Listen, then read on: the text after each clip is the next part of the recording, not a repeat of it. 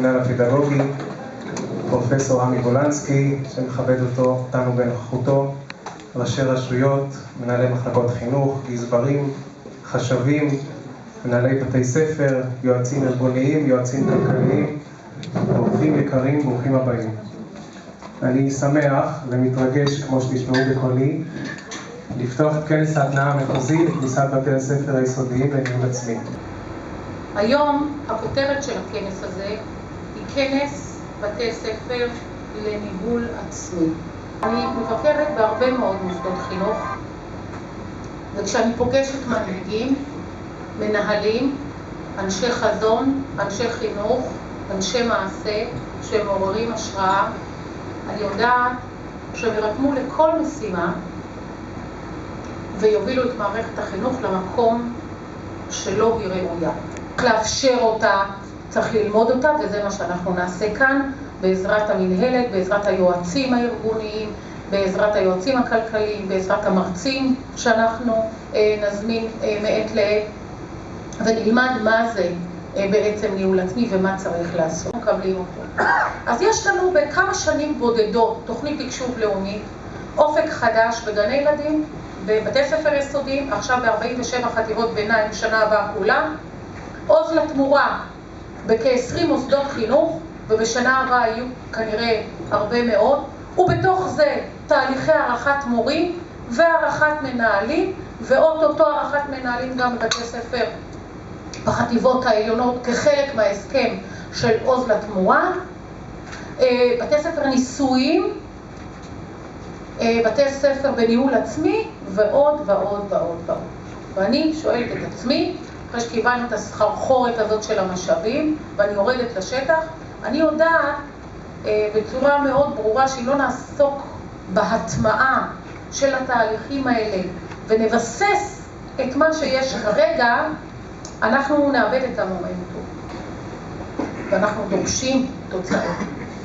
כי הרעפנו הרבה מאוד משאבים על המערכת, אנחנו רוצים תוצאות. אני מברכת מאוד, רק מספר הנוכחים פה מעיד על איך מובילים פה במחוז צפון ביד רמה. אורנה, תודה רבה.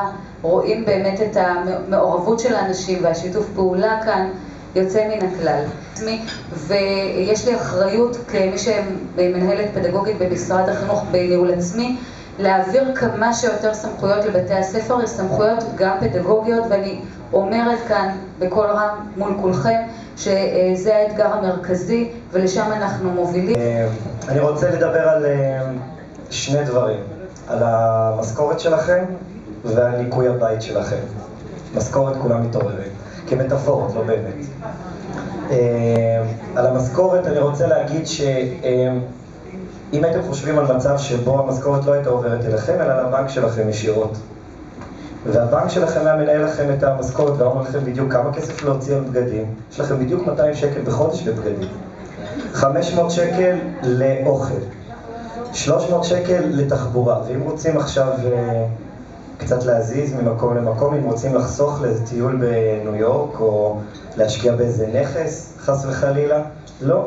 יש לכם, אתם יודעים בדיוק כמה הולך לשם, כמה הולך לשם, כמה הולך לשם. אי אפשר לחשוב על זה בכלל, נכון? סיוט. איך מצמיחים את המשק המשפחתי, נקרא לזה ככה. זה במידה מסוימת המצב בהרבה מאוד בתי ספר והרבה מאוד... זה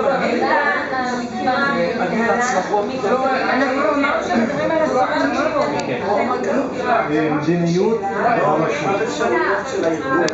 מדיניות הרשות. יכול להיות שזה יהיה סיכונים ויכול להיות... חוסר של הפעולה שלנו. אבל מדיניות הרשות יוצא משני הצדדים. זה תלוי במדיניות. יכול להיות שזה יהיה...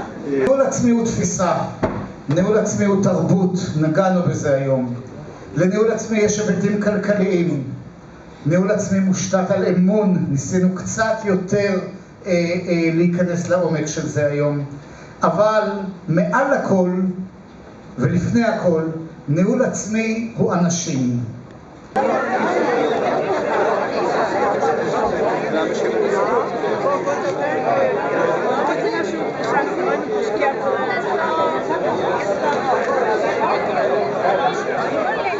Thank you.